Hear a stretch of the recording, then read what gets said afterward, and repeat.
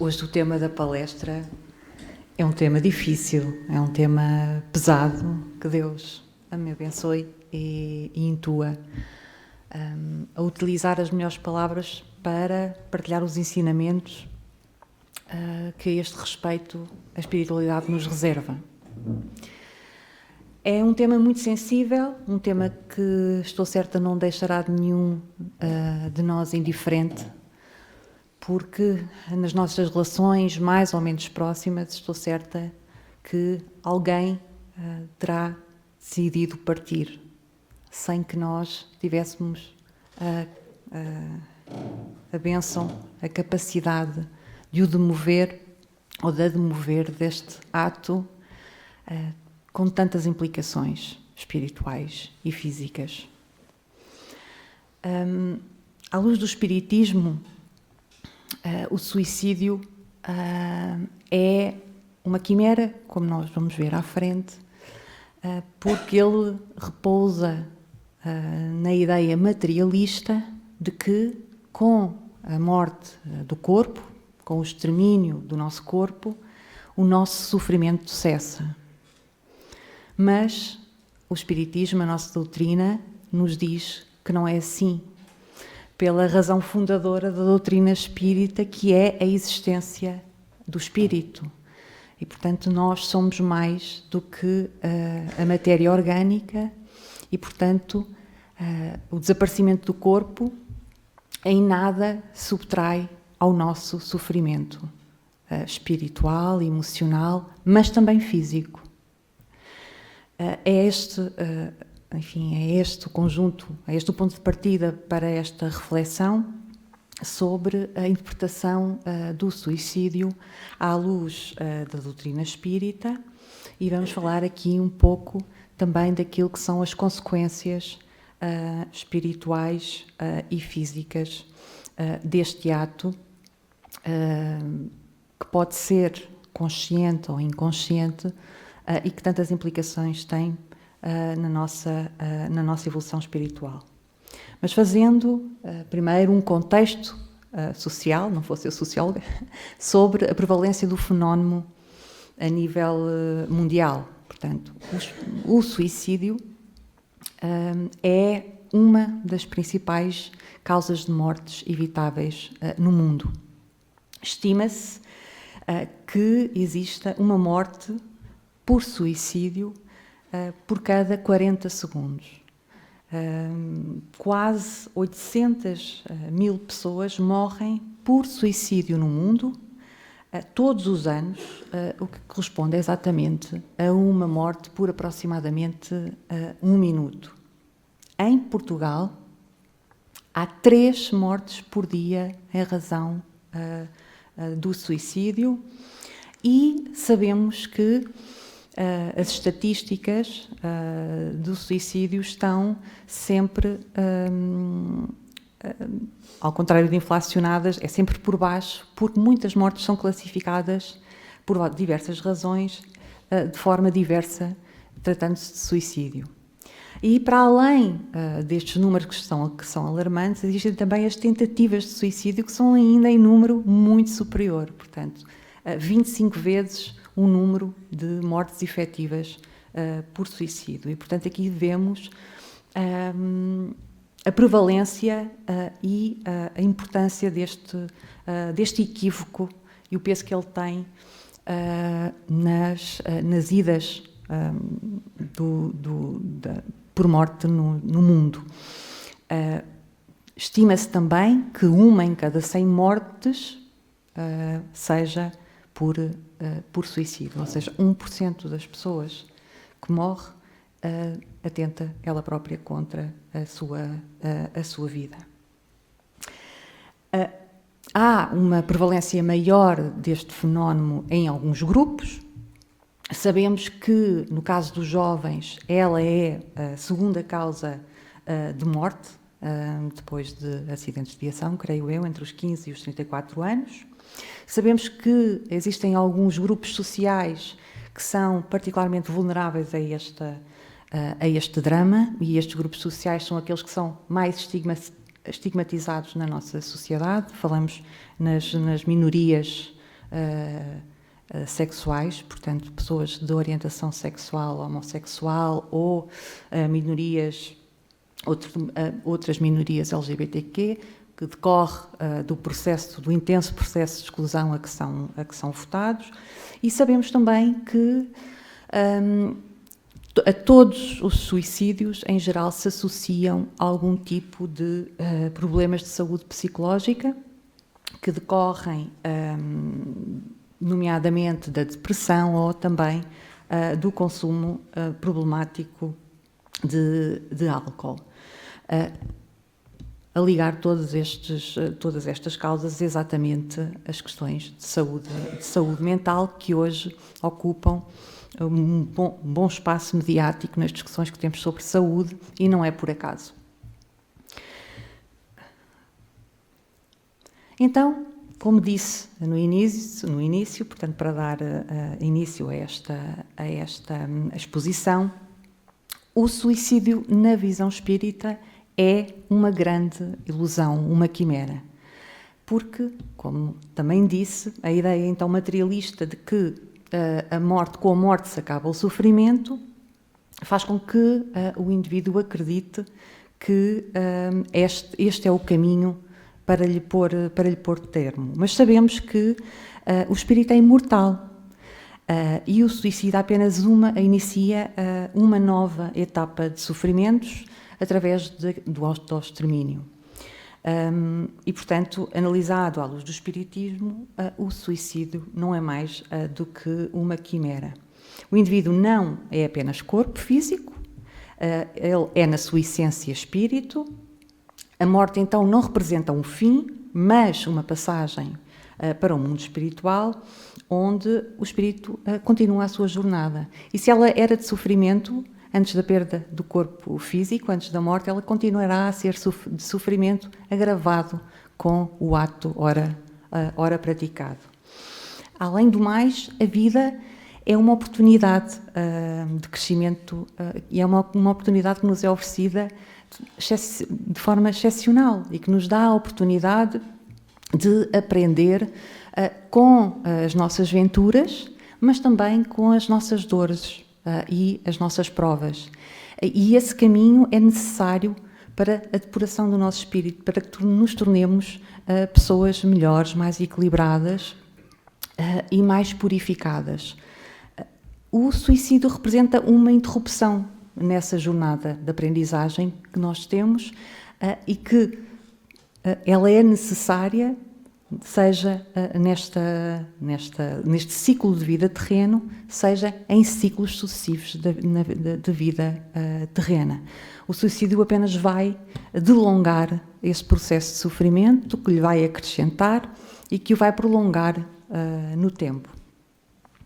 Os efeitos nefastos do suicídio não se enquadram apenas na frustração do espírito de se aperceber que afinal não morreu, mas também é um fator que pode ser inibitório na articulação do novo corpo carnal, pelos efeitos que tem no nosso tecido do perispírito e que, sendo o perispírito o molde do nosso corpo futuro, também na próxima reencarnação os efeitos do ato que praticamos e do dolo que praticamos ao nosso corpo se vão fazer sentir, como veremos mais à frente.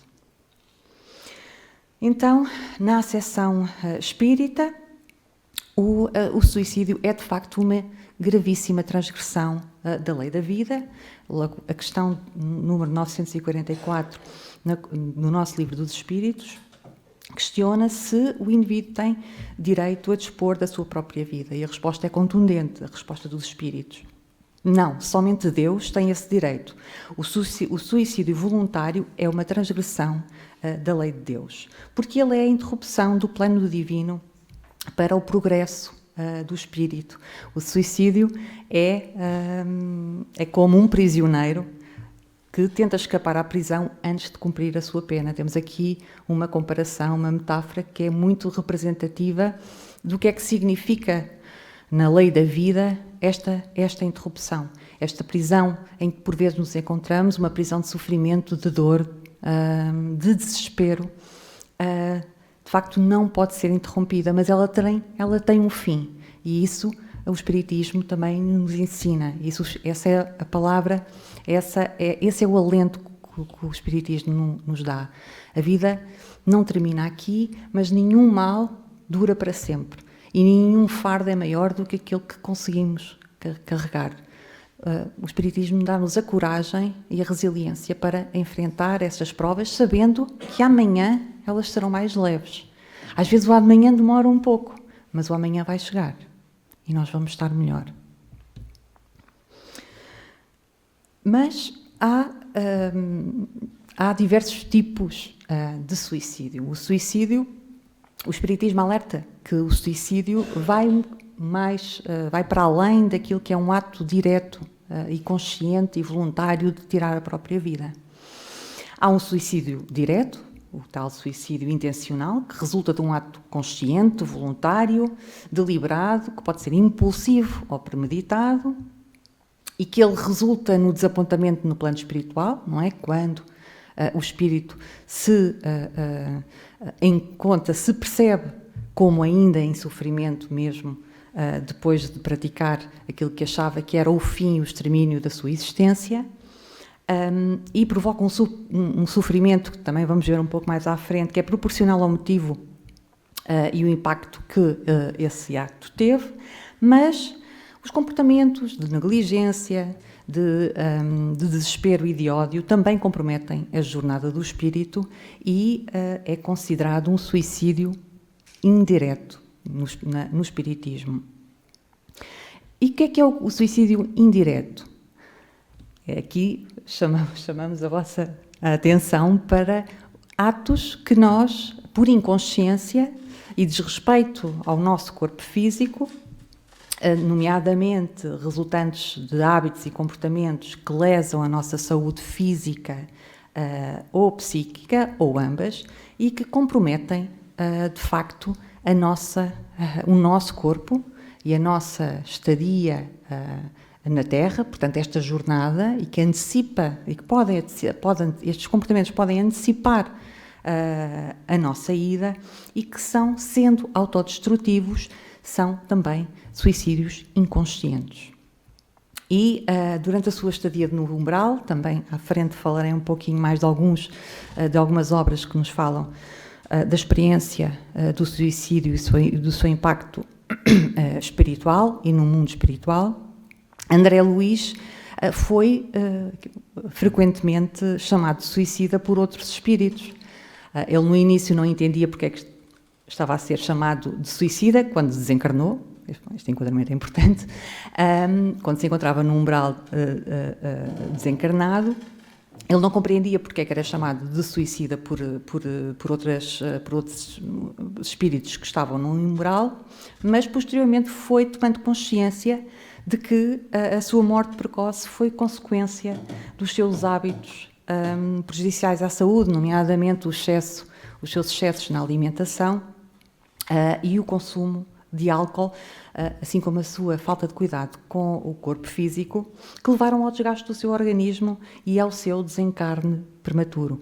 Portanto, esta também é uma forma de suicídio. E depois há uma terceira subdimensão do suicídio, que é a moral, que decorre um pouco também do suicídio, que é uma forma de suicídio também indireta, também inconsciente, e que tem a ver com os nossos sentimentos.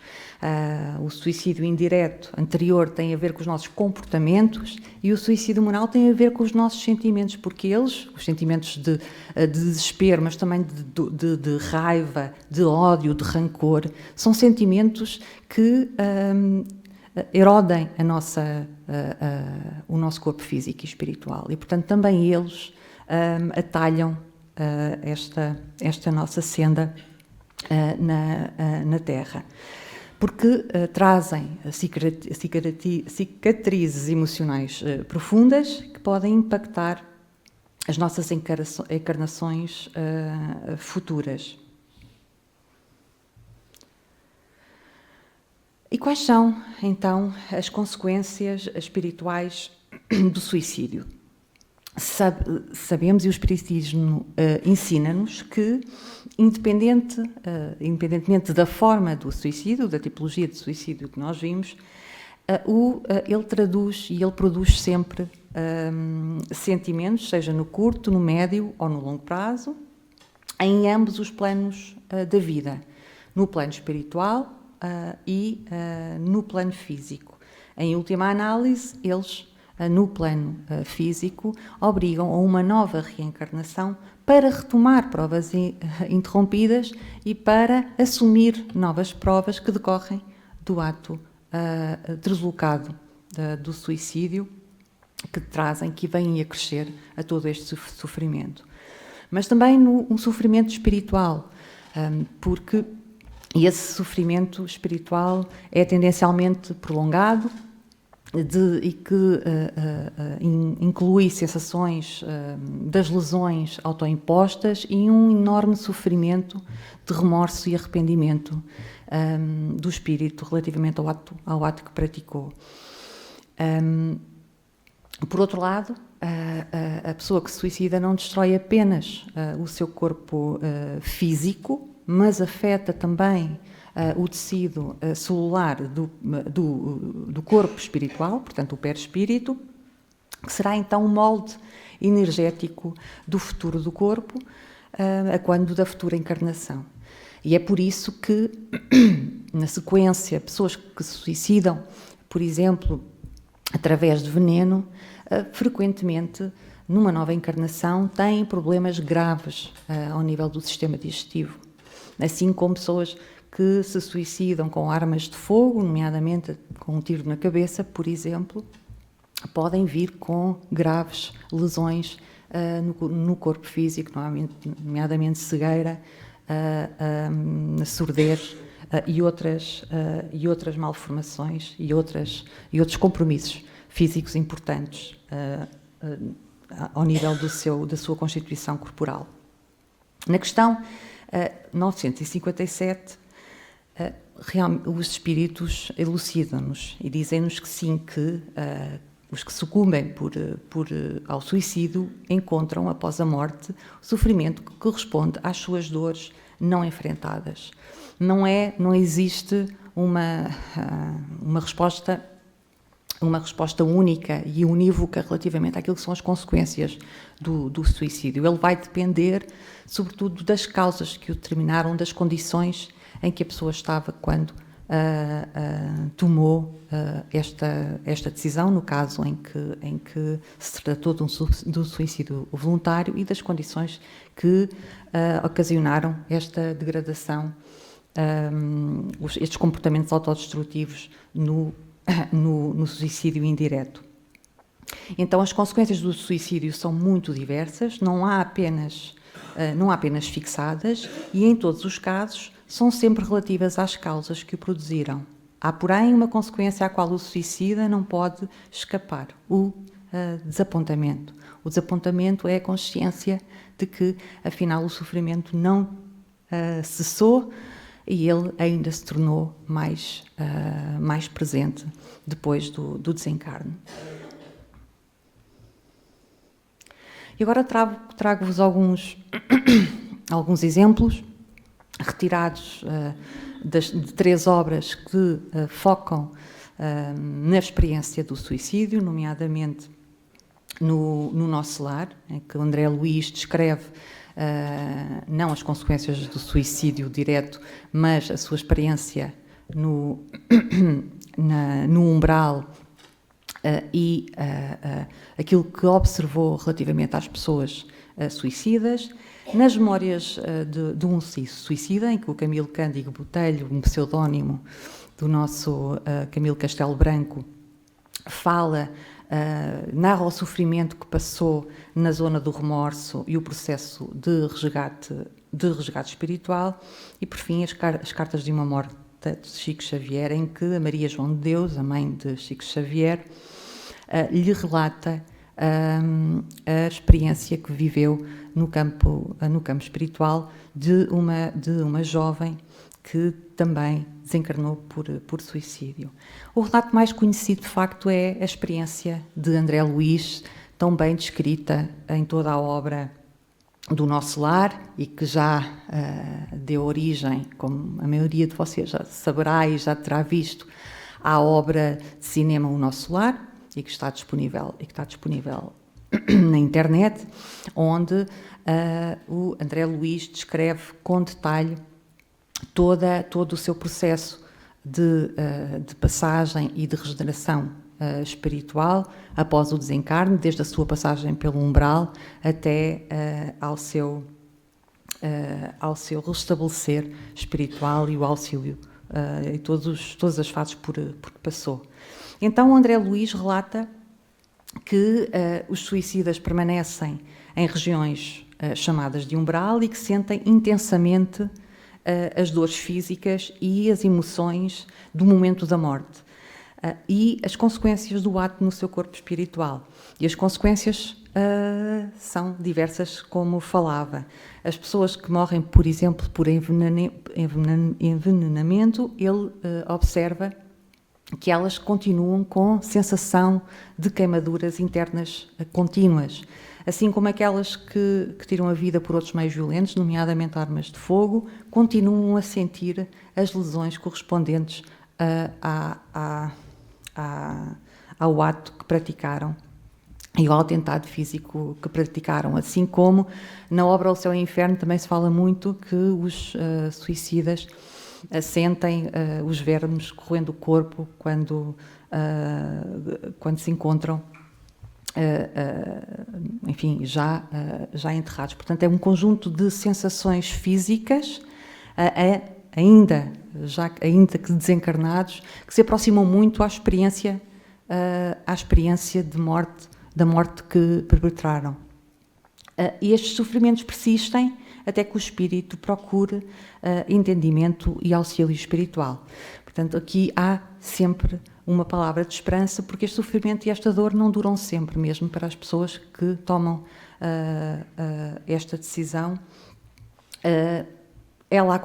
Esta dor acontece em consequência das leis divinas, porque esta lei é transgredida e nós temos um caminho que é interrompido, mas ela não é interna e beneficia sempre do alívio dos espíritos que se arrependem e que buscam auxílio espiritual. Na obra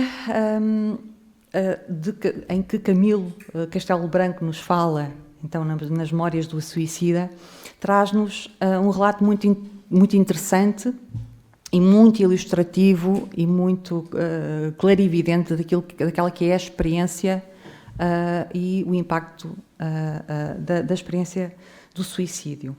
Ele narra por tudo aquilo que passou após o suicídio e fala numa zona inicial, que é o Vale dos Suicidas, é a primeira experiência após o desencarne, e Camilo relata, porque quem não sabe, um parênteses, Camilo Castelo Branco cometeu suicídio em 1890, creio eu, devido a uma depressão causada por uma doença incurável nos olhos, feito este parênteses. E, portanto, no Vale dos Suicidas, ele experiencia uma angústia e uma enorme dor e confusão mental num ambiente sombrio, onde ele descreve que os espíritos ficam até atingirem um estado de arrependimento inicial e depois passam para aquilo que é designado de zona de remorso, que é uma espécie de hospital espiritual onde os espíritos começam a refletir sobre os seus atos e a enfrentarem o peso moral do suicídio. Portanto, é caracterizada esta zona por uma tristeza profunda, um profundo arrependimento pelo ato cometido.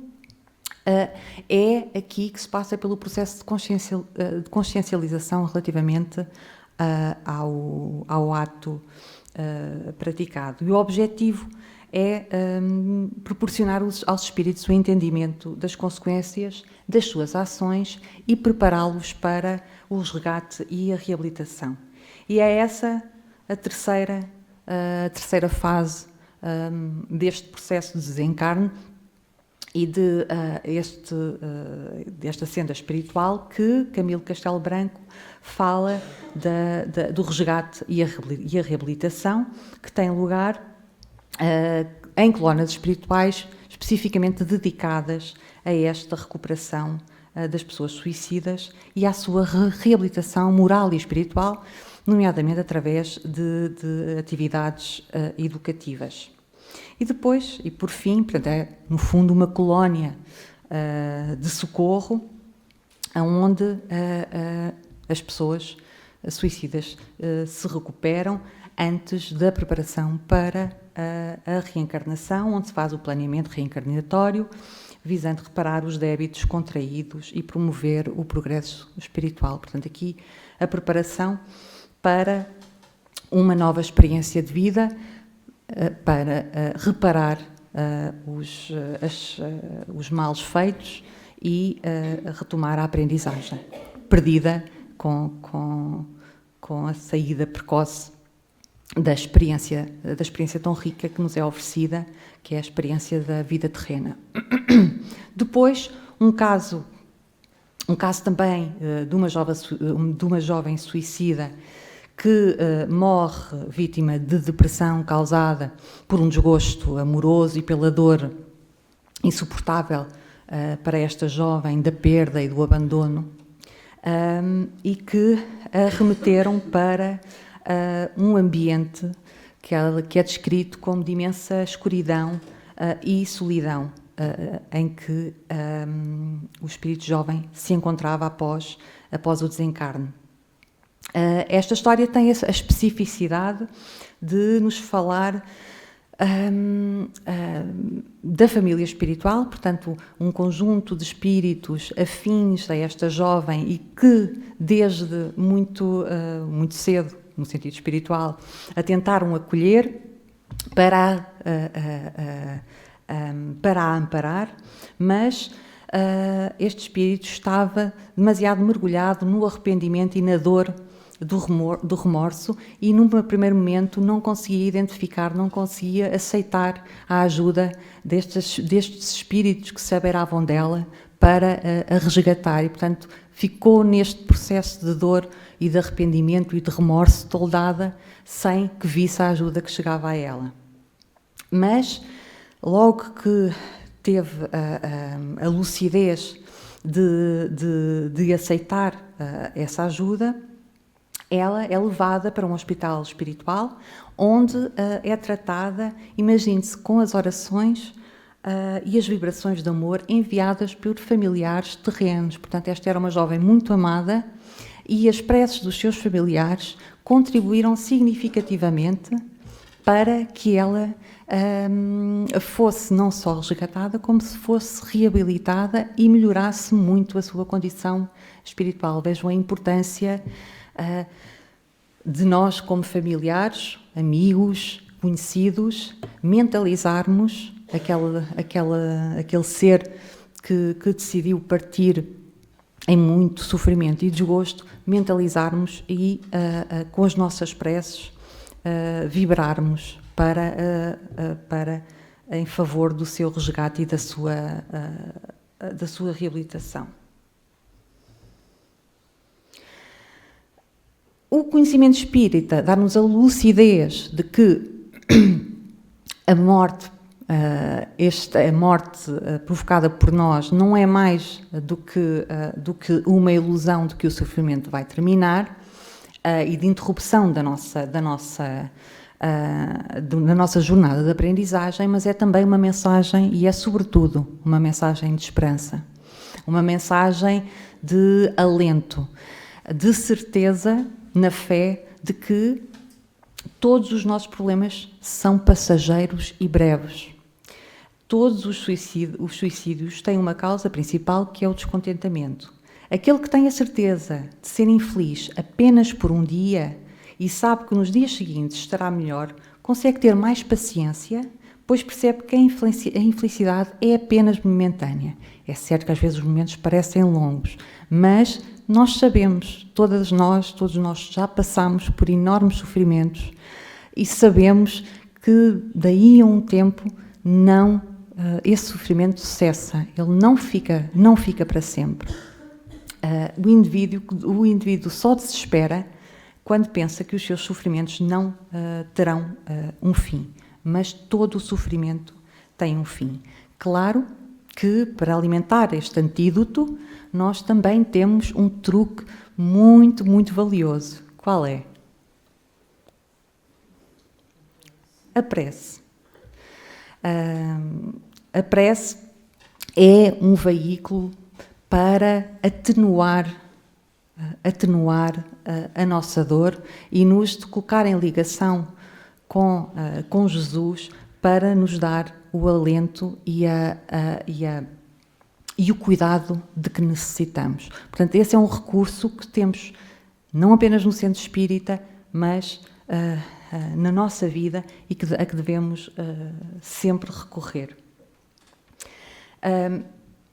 O conhecimento espírita diz-nos então que os problemas são breves e passageiros, também nos traz a consciência de que todos os problemas por que estamos a passar são resultado da lei da causa e efeito, mas são por via das nossas responsabilidades contraídas e, portanto, se fomos nós que plantamos aquilo que estamos a colher, são reflexo das nossas ações passadas, mas não são só castigos, mas oportunidades de aprendizagem e de reabilitação. E a oração, então, como suporte espiritual. O Espiritismo ensina-nos que devemos enfrentar com calma as contrariedades, tratando-as como acontecimentos passageiros, pois a vida continua e os nossos sofrimentos nunca não serão eternos. Sistematizando, a doutrina e a intervenção espíritas têm um papel importante no apoio e prevenção do suicídio.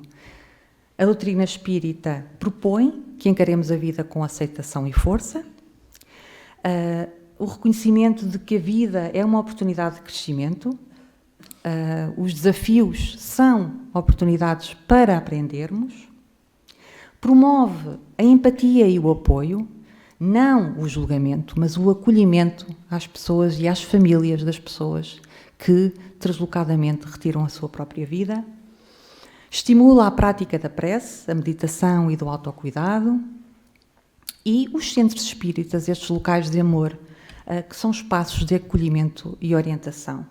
Porque neles praticamos a prece, alguns de nós, preguiçosos, praticamos a prece apenas no centro espírita e desvalorizamos este instrumento, e aqui é uma autoavaliação, é uma autocomiseração, mas também através do passe espírita, em que há a transmissão de energias fluídicas com auxílio dos espíritos superiores e que nos promovem o equilíbrio energético, aliviando-nos as tensões.